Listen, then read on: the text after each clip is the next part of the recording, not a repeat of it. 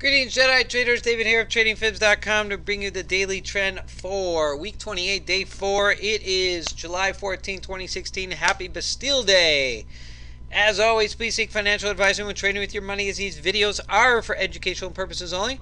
Support your knowledge in the market. See what's going through my head at any given day. Always make sure you have a solid trading plan and always manage your stop when placing a trade. All right, we got 15 minutes to cover the four major indices plus gold and the euro. Let's go. Here we go. What do we got econ data wise today? Little bit light, but not too bad. Jobless claims, PPI numbers were out. Natural gas Fed speakers all across the board today. So what is going on in this market for us to end up a day with only 9 ticks out of what? 4 setups? 9 ticks? What's going on? 0-0 on the NQ. Well, let's go ahead. First of all, great picture today that was sent out there on the Twitter waves. Taking a look at the S&P 500. Look what's going on in the after hours trading versus the actual U.S. trading hours, making it really challenging. I know you guys are out there having a challenging time, myself as well. Almost makes me want to trade the overnight markets, but again, I rely on a lot of the U.S. market internals. So, being the fact that I'm not going to trade overnight, what's going on in the U.S. markets? It doesn't matter what's going on. If it's not there, the setup's not there, you wait.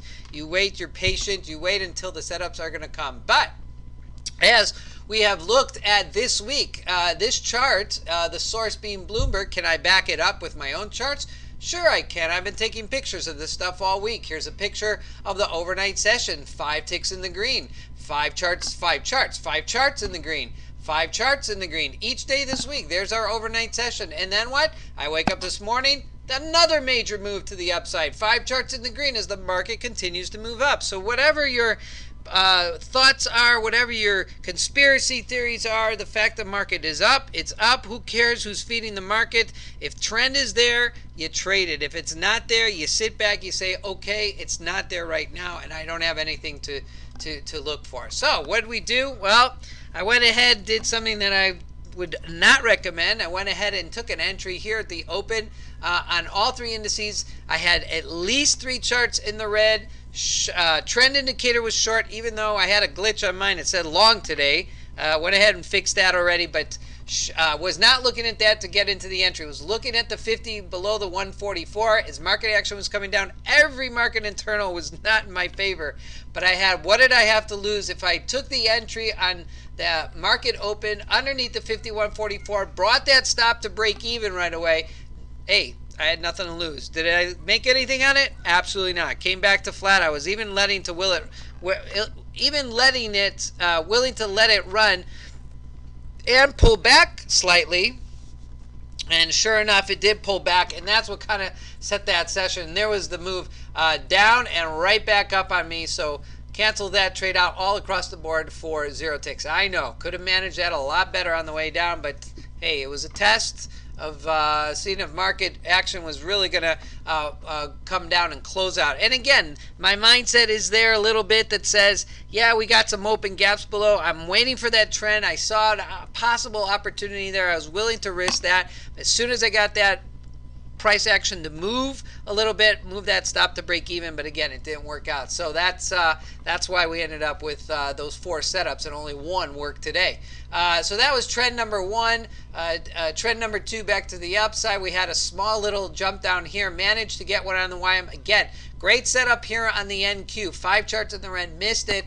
ES was rolling down, but again, had I taken the ES, I know I would have been stopped out on that. So did not jump in. Just took the YM for a small little run here on the pullback entry and to the downside, and just came out. Got an extra couple ticks here at the bottom as it hit. I was looking for the fib levels, as we'll see here in a minute, and that's exactly what I was hoping on that first move. So fib projection level, closed it out, 1 contract, and moved back up on me, and I decided all I took was 9 ticks from that. Oh well. There was the end of the day run towards the close here. Again, when you have an inside market here, as we'll see on the daily trend charts, sometimes you just have to go to those smaller time frames, and it's exactly what we had here. You see the smaller time frame chart here towards the end.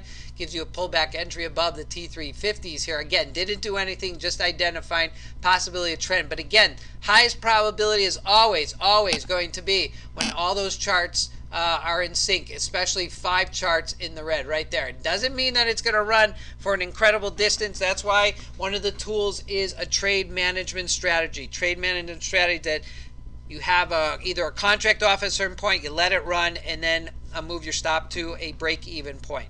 Okay, let's jump into the AD lines. Let's see what's going on today. Again, that first move downside, totally contrary to market internals, totally divergent, whatever word you want to come up with. There it was. AD line was to the upside, came back, giving us that entry in the YM to the downside, and pretty much faltered here towards the end of the session. So not much across the board. Did find some support here at the 750, so that would have been a cause maybe to hold off in the market. Again, volume's dried up, guys. Not dried up, but it's not at the highs. We're just at about average that we'll see here on the daily trend. All right, taking a look at the across the board. Let's start with the crude here. Again, crude numbers out yesterday, getting a little bit of lift back into the mid 45s. Here, price action hugging the pivot today. 25-minute open range low, 25-minute open range makes for a range-bound day, and that's exactly what we had all around. Price action on the YM coming down here, the 25-minute open range low, didn't go any lower. Same thing on the NQ, same thing on the ES, just breaking a little bit low. Thought we'd get to that cam line, but again, where was the low line today? Well, we take a look at the fib levels. Let's take a look at the fib level charts, and there it was.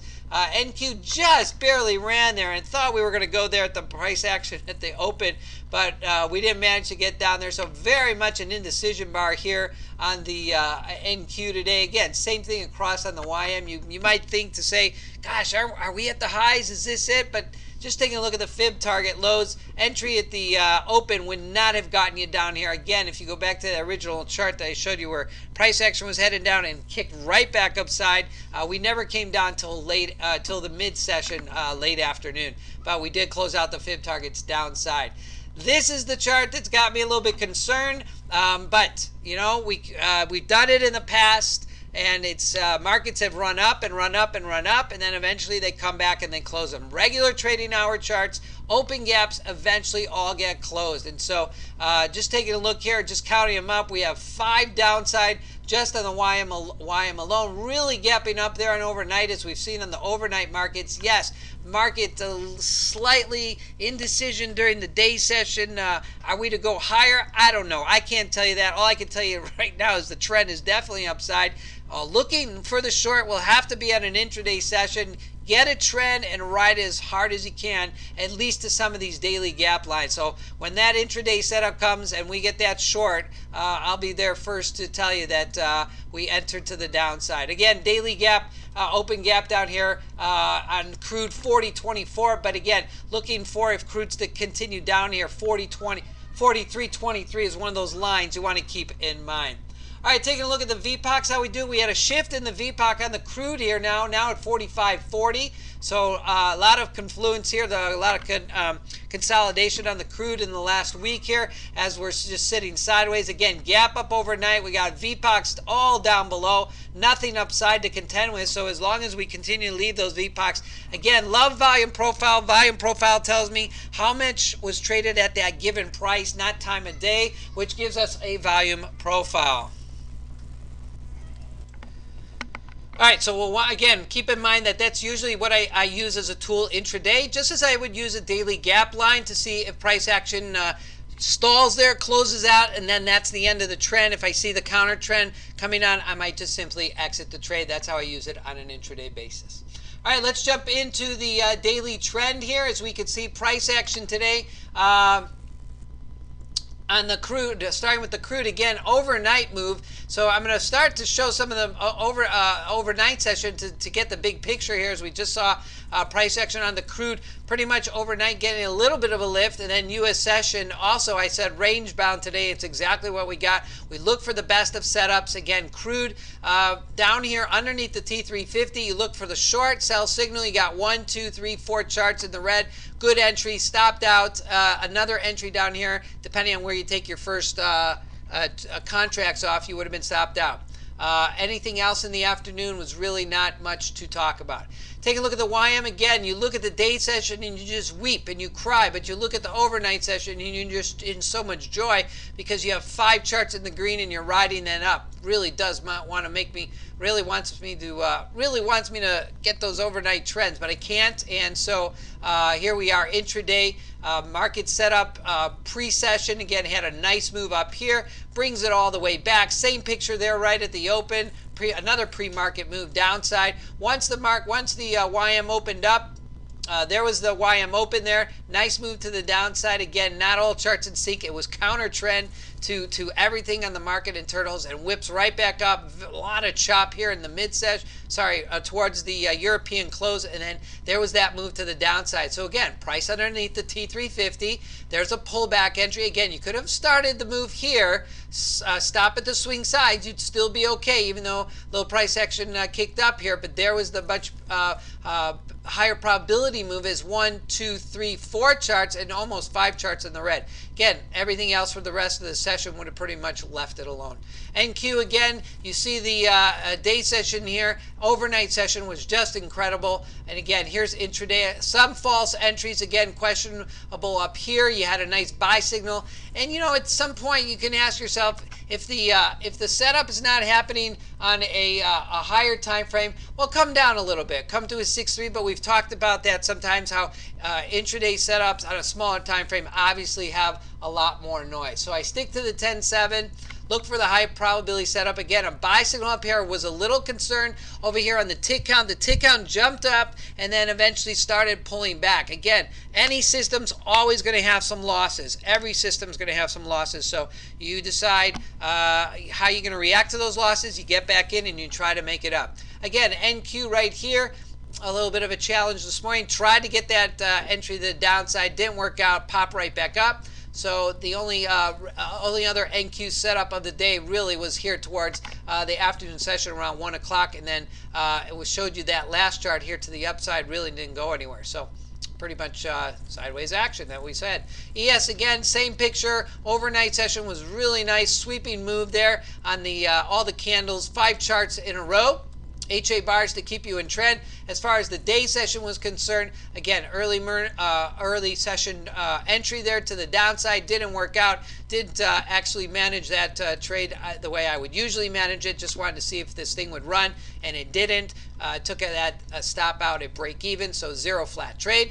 Price action again, what you're looking for is right there, sell signal downside, and I kind of let that one go too. At this point, I'm kind of like, you know, this market's not going there yet, but who knows? This one could have been the move that moved to the downside. But again, did not take the ES. Very slow moving here. You can see this whole move was about 2-3 hours long. But it was a nice trend. Did not get a piece of it, and there we go, back to the upside towards the close. Take a look at the gold again. We take a look at the gold overnight. So you get a market move, and there's the gold to the downside. So seeing the opposite side of the trade keeps you in. 5 charts in the red there. Very nice move. Pre-market chop, and then U.S. session, not much different. Towards the close, gold getting another lift towards the end. So there it is. Buy signal, 1, 2, 3, 4 charts in the green. Highest probability trade was right here. Again, if you're looking for a pocket trade and you're looking just to get some ticks in a day in this choppy market, you have to be patient. I'm not talking about 10, 15, 20 setups. I'm only talking about 1 to 2 setups here. You wait for your setup and you do okay. All right, taking a look at the 6E across the board. Euro again, overnight session a little bit choppy, and U.S. session here we could see price action, a little bit of a lift on 5 charts in the green. That was pre-market still, and then U.S. session comes in, dumps it with the rest of the indices here, and for the remainder of the session, there was really no go on the 6E. All right, let's take a look as we move ahead. Where are we at? Big picture again here in the indices. Forgot that crude. Let's get that crude up again here on the crude. 50 still in between the 50 and the 144 on a 4-hour chart. We're still in a downwards trend downside as price action holding underneath. So again, take the daily big picture. Take the daily gaps. Take your VPOCs. Right now, indecision on the crude. We got one red. We got one white.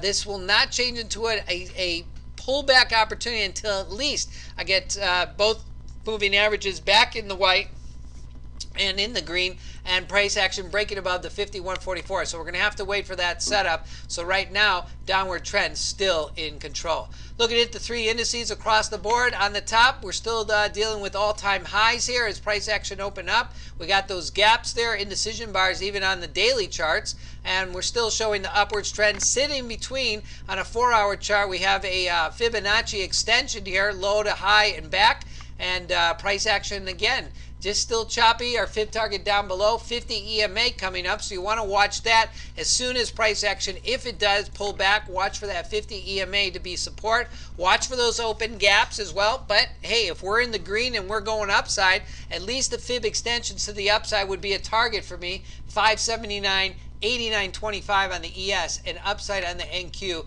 at 52. Again, like I said every day, I can't tell you which way the market is headed. I can just tell you where we're trending currently. Intraday, you always want to be ready in both directions for the highest probability entry. If you're looking at the ETFs, you again, same picture. You want to make sure that many charts are in sync. You take the entry and place your stop at a manageable place. Okay. As I've said before, if you guys are looking for, some discipline and patience, there's some great books out there. If you want to read, I'm trying to find this on my Twitter feed that I just posted out there the other day. Nice small book here, 55 pages by Harvey Walsh. I keep saying Kevin Walsh. Harvey Walsh here. If I can actually find it. If not, just go through my Twitter feed and you'll see what I'm talking about. But again, every strategy out there has its days where it loses, but if you're winning more than you're losing, you're on the right strategy. Make sure you have a solid trading plan, but always know that there's no holy grail out there, that there's only the issue of learning how to manage your stop and not going and always seeking for a new strategy because something is not working for you. Of course, if you're taking a lot of losses, you want to make sure that you're trading the right strategy that works for you. Okay, taking a look at the econ data as we roll into tomorrow. It is Friday already. Boy, that was a quick week. Friday, here we are, consumer price index and retail sales. We got industrial production, so that's 3 red star events. To end the day out, consumer sentiment and Baker rig count, and as well as 2 Fed speakers. So this week's going by quickly when with no market action, so sad to say. All right, guys, that concludes an insight into the daily trend for today. Boy, I really want to see where that book is for you guys. You'll just go to my Twitter feed. You'll probably find it a lot quicker. Actually, let's pull that out because I find that very important. There we go. Let's get that book up there for you. Hang on, let's find that. And I had it right here. No wonder it didn't show up on my feed. There it is, right there. Free read by Walsh. That's what you want to read, guys. Nice little reiteration. Not that none of us reiterate this all every day, but Day Trading Secrets, there it is. You want to read chapter number 1. You read the 7. He calls them the 7 deadly sins. I'm not talking about his strategy. I'm just simply talking about some good rules to abide by in the market. There it is, number 1. Don't go chasing. There it is, switching strategy. You can jump right there, the Grail Hunt. Good read, guys. Okay.